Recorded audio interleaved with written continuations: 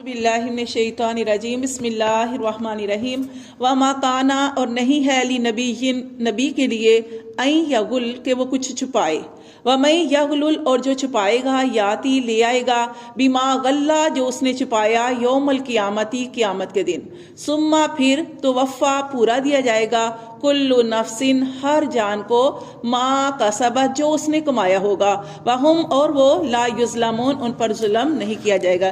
तो यहाँ पे देखें ग़ज़वाए उहद की बात हो रही है कि जब ये सहाबा कराम को आप सल्लल्लाहु अलैहि वसल्लम ने एक जगह पे मुकर्रर किया था तो ये क्या था कि जैसे ही लड़ाई हुई और इन्होंने देखा कि मुसलमान अब यानी हम जीत रहे हैं तो इन्होंने अपनी जगह छोड़ दी और माल गनीमत को समेटना शुरू कर दिया। और उनके जहन में क्या आया कि हम कहीं पीछे ना रह जाएं, ये माल कोई और ना समेट के ले जाए, हम पीछे ना रह जाएं। तो उन्होंने अपनी जगह छोड़ दी और माल को समेटना शुरू कर दिया। इस बात पर उनको तनबीह की जा रही है कि देखो तुमने ये कैसे तसव्वुर कर लिया कि तुम्हें इस माल में से हिस्सा नहीं मिलेगा। क्या तुम्हें अपने कायद हजरत मोहम्मद सल्लल्लाहु अलैहि वसल्लम पर यकीन नहीं है? वो मोहम्मद सल्लल्लाहु अलैहि वसल्लम जो अमानतदार मशहूर थे। आप सल्लल्लाहु अलैहि वसल्लम अपनी नबूवत से पहले ही अमानतदार मशहूर थे। और देखे ना जैसे वो आप सल्लल्लाहु अलैहि वसल्लम को जब हिजरत की आप सल्लल्लाहु अलैहि वसल्लम ने तो आप सल्लल्लाहु अलैहि वसल्लम चाहते तो लोगों के माल जो थे वो साथ ले जाते, लेकिन कितने आप सल्लल्लाहु अलैहि वसल्लम अमानतदार थे कि आप सल्लल्लाहु अलैहि वसल्लम ने उस दिन अपनी सारी अमानतें किसको सौंपी? हजरत अली रज़ी अल्लाह तआला अन्हु को, और कहा कि मैं तो हिजरत कर रहा हूँ लेकिन ये लोगों की अमानतें हैं, ये उन तक पहुंचा देना। तो यहाँ पे उनको तनबीह की जा रही है कि तुम अपने नबी के बारे में कैसे ख्याल कर सकते हो कि तुम्हारा नबी तुम्हारा हक नहीं देगा। तो ये इसके बारे में कहा जा रहा है। और इसके अलावा देखें कि एक दफ़ा क्या हुआ कि ग़ज़वा खैबर जब हुआ तो खैबर के अंदर एक शख्स का इंतकाल हो गया।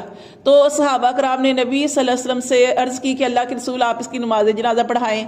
तो आप सल्लल्लाहु अलैहि वसल्लम ने उसकी नमाज जनाजा पढ़ाने से इनकार कर दिया। आपने फरमाया जाओ तुम नमाज जनाजा पढ़ाओ अपने साथी की। तो सहाबा कराम जो थे उनके रंग जो थे वो फक हो गए, पीले पड़ गए। क्यों? उन्होंने वजह पूछी आप सल्लल्लाहु अलैहि वसल्लम से। तो आपने फरमाया कि तुम्हारे साथी ने इस में क्या किया? खयानत की है।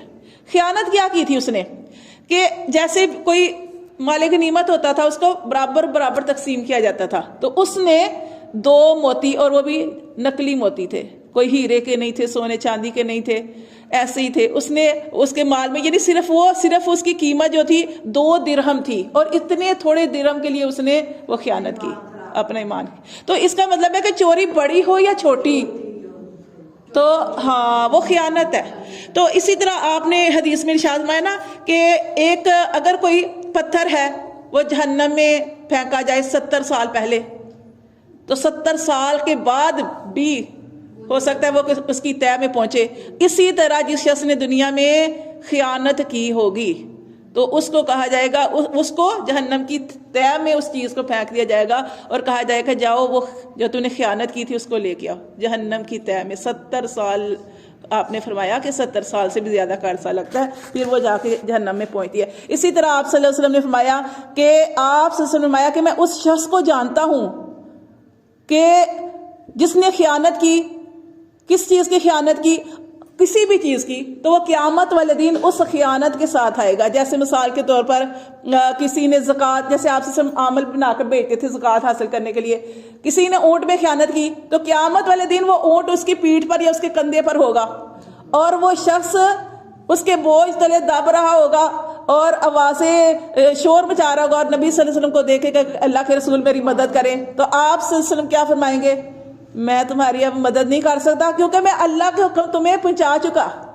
इसी तरह किसी ने घोड़े में खयानत की होगी, घोड़ा रखा होगा, किसी ने गाय बकरी किसी चीज़ में भी खयानत की होगी, तो क़यामत वाले दिन वो उसके कंधे के ऊपर सवार होगा और वो आपसे सुनवाते में उसकी कोई मदद नहीं करूँगा। क्यों? क्योंकि आप कहेंगे कि मैं तो तुम्हें हक और बातिल पहुँचा चुका हूँ।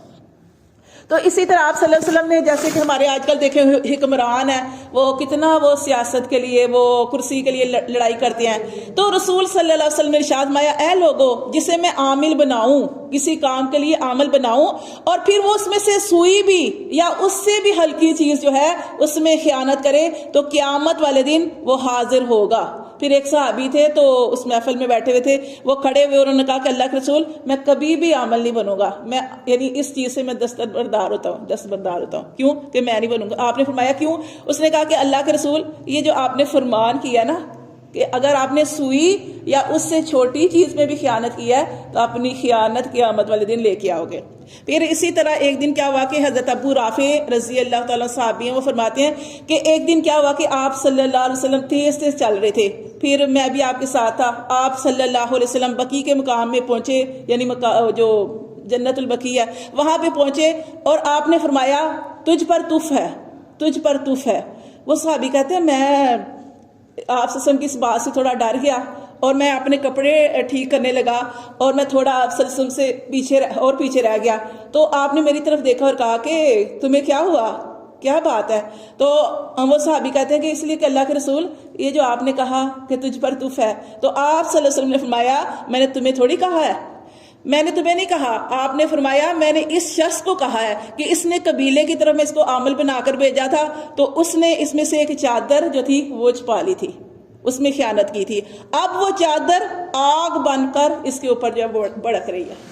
تو یہ اس میں یہی بتایا گیا ہے کہ خیانت جو ہے اس کے بارے میں بتایا گیا کہ خیانت بڑی ہو چھوٹی ہو کسی بھی قسم کی ہو، کوئی بھی چیز خیانت، اب دیکھیں نا مال غنیمت جو تھا وہ سب کا مشترکہ مال تھا، جو چیز مشترکہ ہے اس کے اندر وہ تو آپ سے برابر تقسیم کرتے تھے، اس کے علاوہ بھی کسی بھی قسم کی خیانت کرنا، آپ کے پاس کوئی بھی چیز کسی نے امانت رکھائی ہے اس کے اندر خیانت کرنا، کئی لوگ اسی لیے اللہ تعالیٰ نے دیکھے نا قرآن پڑھیں سورۃ بقرہ میں ہم نے پڑھا کہ اگر آپ کسی کے پاس کوئی چیز رکھوا رہے ہیں چھوٹی یا بڑی آپ اس کو لکھ لو اور گواہ بھی بنا لو دیتے ہوئے لیتے ہوئے، کیونکہ بعض دفعہ کئی لوگ مکر جاتے ہیں۔